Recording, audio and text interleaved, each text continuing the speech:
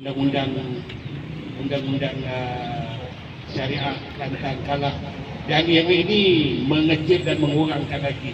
Semua berlaku di zaman ini, tapi sebenarnya tak ada kaitan pun. Saya cuma nak sebut. Jadi tuan-tuan fikir-fikir. Bismillahirrahmanirrahim. Assalamualaikum warahmatullahi wabarakatuh. Pertama sekali saya sangat mewakili Gabungan Mahasiswa Islam Malaysia Kamis ataupun mewakili anak muda dan juga mahasiswa Islam seluruh kami berpendirian sebagai mahasiswa Islam juga berpendirian. Kami menghormati dengan keputusan mahkamah semalam tentang SIS ini.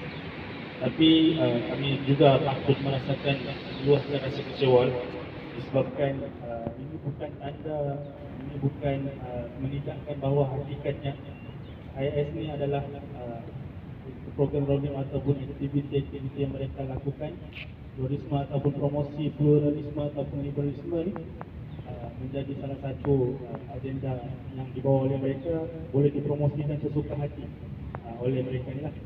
Di beberapa desakan daripada kami mahasiswa Islam seluruh Malaysia.